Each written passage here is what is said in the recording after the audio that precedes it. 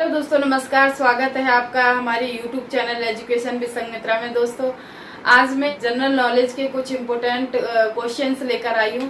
तो बहुत ही इम्पोर्टेंट है, ये देखते हैं। सबसे पहले बात करते हैं, संविधान सभा का स्थायी अध्यक्ष कौन था। तो परमानेंट जो अध्यक्ष था वो कौन थे? तो डॉक्टर राजेंद्र प्रसाद थे। ठीक है, संविधान सभा में स्थायी जो सदस्य थे वो डॉक्टर राजेंद्र प्रसाद थे। दोस्तों, डॉक्टर राजेंद्र प्रसाद भारत के पहले राष्ट्रपति भी थे। ठीक है, पहले राष्ट्रपति भी थे। राष्ट्रपति, प्रेसिडेंट ऑफ इंडिया पहले थे। और इनके बारे में बात करूं, संविधान सभा के संचालन समिति थी, उसके भी ये अध्यक्ष थे। संचालन समिति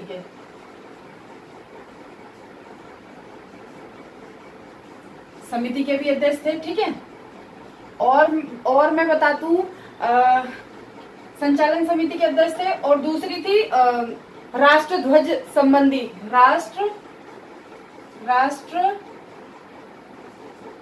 संबंधी तदर्थ एडहोक यानी तदर्थ समिति।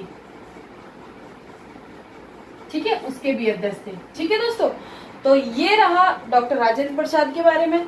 आगे क्वेश्चन आगे देखते हैं, संविधान सभा की प्रारूप समिति के अध्यक्ष कौन थे? तो दोस्तों, डॉक्टर BR अम्बेडकर।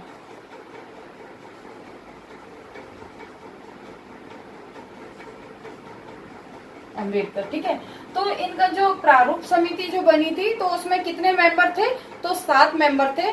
तो 7 में अध्यक्ष जो थे वो डॉक्टर भीमराव अम्बेडकर थे। ठीक है दोस्तों, तो डॉक्टर बाबा साहब को ही संविधान का निर्माता भी कहा जाता है। और क्योंकि बहुत ज्यादा उनका रोल कॉन्स्टिट्यूशन बनाने में रहा था। और दोस्तों, जो आर्टिकल 32 जो है ना, यानी संविधान जब बनाया गया था तो उसमें क्या था, आर्टिकल और शेड्यूल्स बहुत सारे हैं उसमें। तो जो आर्टिकल 32 है, यानी कि सुप्रीम कोर्ट जो 5 रिट जारी करता है, तो उसमें उस आर्टिकल को बाबा साहब ने संविधान की हृदय कहा है, उसे संविधान की हृदय। ठीक है, आगे बात करते हैं, भारतीय राष्ट्रीय जलीय जीव जो है वो क्या है? मतलब कि भारतीय राष्ट्रीय जलीय जीव कौन सा है? तो गंगा डॉल्फिन है। ठीक है, आगे बात करते हैं, चीनी यात्री फायान जो है वो किसके शासन काल में भारत आया था? तो दोस्तों, ये चंद्रगुप्त द्वितीय के शासन काल में भारत आया था, जिसको चंद्रगुप्त द्वितीय को ही विक्रमादित्य भी कहा जाता है। ठीक है दोस्तों, आगे बात करते हैं, दिल्ली जो है भारत की राजधानी कब बनी? तो 1911 में बनी थी। राजधानी पहले कलकत्ता हुआ करती थी और 1911 के बाद भारत की राजधानी दिल्ली को बनाया गया है। ठीक है, आगे बात करते हैं, वास्को डी गामा, ये कहाँ का रहने वाला था और भारत में कब आया था? तो ये दोस्तों पुर्तगाल का रहने वाला था। ठीक है, तो इसने भारत की खोज की थी। वो जो केरल के समुद्री मतलब समुद्र का मार्ग जो खोजने वाला है, वो वास्को डी गामा का ही श्रेय जाता है इसका। तो ये भारत की खोज उसने कब की थी? तो 1498। ठीक है, 1498 में भारत की खोज की थी। ठीक है, आगे बात करते हैं, भारत की पहली महिला राज्यपाल कौन थी? तो राज्यपाल जो थी वो सरोजिनी नायडू थी। ठीक है, भारत की पहली महिला जो थी राज्यपाल बनी थी तो सरोजिनी नायडू थी। कहाँ की? उत्तर प्रदेश की। ये उत्तर प्रदेश की राज्यपाल बनी थी, गवर्नर बनी थी। ठीक है, तो सरोजिनी नायडू जो है वो इंडियन नेशनल कांग्रेस की भी अध्यक्षता की है उन्होंने, जो अधिवेशन हुआ था। और दोस्तों, महात्मा गांधी के साथ भी वो काफी सक्रिय रही थी। आगे बात करते हैं, फूलों की घाटी, वेरी इंपॉर्टेंट क्वेश्चन, कि फूलों की घाटी कहाँ स्थित है? तो ये उत्तराखंड को कहा जाता है, यानी उत्तराखंड में, मतलब उत्तराखंड को ही फूलों की घाटी कहा जाता है। ठीक है, ये बहुत ही इंपॉर्टेंट है। यहाँ से प्रश्न पूछे जा सकते हैं, यूपी टेट में भी सीधे आपको देखने को मिलेंगे, सी टेट में भी और सुपर टेट में भी। तो कई इंपॉर्टेंट क्वेश्चन है यहाँ से, तो कुछ ना कुछ घुमा फिरा के आपसे पूछे जा सकते हैं यहाँ से। आगे देखते हैं, सिखों का कौन सा होता है? तो सिखों का प्रमुख त्योहार वैसाखी होती है, ठीक है। पंजाबी भाषा जो है, पंजाबी भाषा की लिपि कौन सी है? तो पंजाबी भाषा की लिपि गुरुमुखी है, ठीक है, गुरुमुखी लिपि है, जो कि गुरुमुखी किसने लिखी थी? तो गुरु अंगद ने लिखी थी, ठीक है, गुरु अंगद देव जी ने लिखी थी। आगे बात करते हैं, भारत की यात्रा पर आने वाले पहले ब्रिटिश सम्राट कौन थे? मतलब भारत की यात्रा पर आने वाले ब्रिटिश के पहले सम्राट कौन से थे? तो कौन थे? मतलब तो जॉर्ज पंचम थे, ठीक है। आगे बात करते हैं, भारतीय राष्ट्रीय कांग्रेस की यानी इंडियन नेशनल कांग्रेस की जो प्रथम महिला अध्यक्ष थी वो कौन थी? एनी बेसेंट थी, ठीक है। आगे बात करते हैं, राज्यसभा के सदस्यों का चुनाव जो है कितनी अवधि के लिए किया जाता है? तो राज्यसभा का जो मेंबर जो होते हैं उनका मतलब वो कितने साल के लिए चुने जाते हैं? तो उनका जो कार्यकाल होता है वो दोस्तों 6 ईयर का होता है, ठीक है। कितने ईयर का होता है? 6 ईयर का होता है दोस्तों। ये बहुत ही इम्पोर्टेंट है और हमारे चैनल को अगर आपको पसंद आ रहा है तो चैनल को जरूर लाइक करें, शेयर करें और सब्सक्राइब करें दोस्तों। आगे बात करते हैं, तो ये तो राज्यसभा की बात हुई। तो दोस्तों लोकसभा की बारे में बात करती हूँ मैं। तो लोकसभा के जो मेंबर होते हैं वो 5 साल के लिए चुने जाते हैं। कितने साल के लिए? वो 5 साल के लिए चुने जाते हैं। और 5 साल ही जो भारत का राष्ट्रपति जो होता है उसका भी कार्यकाल कितना होता है? वो 5 साल के लिए चुने जाता है, ठीक है ना।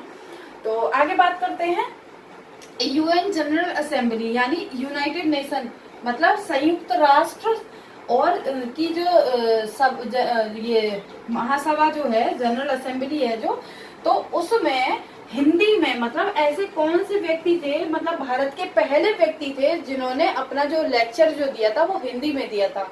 यानी मैं फिर से रिपीट करती हूँ क्वेश्चन कि संयुक्त राष्ट्र जो महासभा जो है उसमें हिंदी में भाषण देने वाले भारतीय है ना, भारतीय कौन थे? तो वो अटल बिहारी वाजपेयी थे, ठीक है। उन्होंने हिंदी में लेक्चर दिया था उसमें। आगे बात करते हैं, सिंधु सभ्यता का प्रमुख बंदरगाह कौन सा था? तो लोथल है। लोथल कहाँ पर है? गुजरात में, ठीक है दोस्तों। आगे बात करते हैं, विश्व का सबसे बड़ा महाद्वीप कौन सा है? तो एशिया महाद्वीप है दोस्तों। एशिया जो है वो उत्तरी गोलार्ध में है, ठीक है, उत्तरी गोलार्ध में है। तो इसके पश्चिम में सीमाएं जो है यूरोप से मिलती हैं, यूरोप और एशिया, ठीक है। यूरोप की जो सीमाएं जो है वो एशिया से मिलती हैं। तो इसीलिए यूरोप को और एशिया को, देखो दोस्तों, यूरोप और एशिया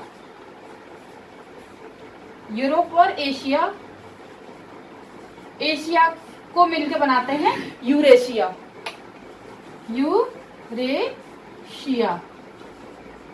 ठीक है दोस्तों। तो यूरोप और एशिया को मिलकर क्या बना?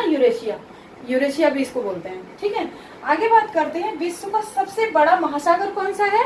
तो विश्व का सबसे बड़ा महासागर जो है वो प्रशांत महासागर है दोस्तों। प्रशांत महासागर में ही गर्त, मेरियाना गर्त, मतलब जो एक गड्ढा है मेरियाना गर्त, मतलब विश्व का सबसे गहरा गड्ढा जो है वो कहाँ पर है? वो प्रशांत महासागर में। लिख देती हूँ मैं, मेरियाना गर्त कहाँ पर है? मेरियाना गर्त माने गड्ढा। तो मेरियाना गड्ढा जो है वो कहाँ पर है? प्रशांत महासागर में। ये बहुत ही गहरा गड्ढा है। विश्व का सबसे बड़ा रेगिस्तान जो है वो क्या है? वो सहारा रेगिस्तान है। ये सहारा का रेगिस्तान जो है वो विश्व का सबसे बड़ा है। सहारा कहाँ है? अफ्रीका महाद्वीप में, ठीक है, अफ्रीका, ठीक है दोस्तों। आगे देखते हैं, विश्व की सबसे बड़ी अपवाह क्षेत्र वाली नदी, यानी विश्व की सबसे बड़ी नदी, अपवाहित क्षेत्र वाली नदी जो है वो कौन सी है? अमेज़न नदी है, ठीक है, अमेज़न नदी। आगे बात करते हैं, विश्व की सबसे ऊंची पर्वत चोटी, यानी विश्व की सबसे ऊंची पर्वत चोटी जो है वो कौन सी है? वो माउंट एवरेस्ट है। उसकी लंबाई कितनी है? मतलब उसकी कितने मीटर की लंबाई है जो? तो 8,884, ठीक है। आगे बात करते हैं, विश्व का सबसे बड़ा डेल्टा। तो विश्व का सबसे बड़ा डेल्टा जो है वो सुंदरबन डेल्टा को बोलते हैं, ठीक है दोस्तों। सुंदरबन डेल्टा जो है उसी के क्षेत्र को मतलब जैव विविधता वाला क्षेत्र भी कहते हैं उसको, ठीक है। मतलब बहुत ज्यादा वहां पर कई सारी वेराइटी की वहां जैव विविधता देखने को मिलती है। आगे बात करते हैं बिहू। बिहू जो है, बिहू किस राज्य का प्रसिद्ध त्योहार है? तो ये असम राज्य का है, ठीक है। आगे बात करते हैं 7 पहाड़ियों का नगर किसको कहा जाता है? तो रोम को कहा जाता है। आगे बात करते हैं रिपब्लिक। रिपब्लिक मतलब गणराज्य यानी, ठीक है। रिपब्लिक मतलब गणराज्य। तो इस रिपब्लिक के लेखक कौन है? तो किसने लिखी है रिपब्लिक? तो काफी फेमस है ये बुक है ये प्लेटो की। ये प्लेटो है, क्लासिकल जो मतलब वेस्टर्न पॉलिटिकल थिंकर थे ये प्लेटो, तो जो कि अरस्तु के शिष्य थे, ठीक है। अरस्तु के शिष्य थे प्लेटो। तो प्लेटो ने ये पुस्तक लिखी थी रिपब्लिक। दोस्तों प्लेटो की और कई इम्पोर्टेंट जो बुक लिखी है, तो जैसे एक स्टेटसमैन हो गया,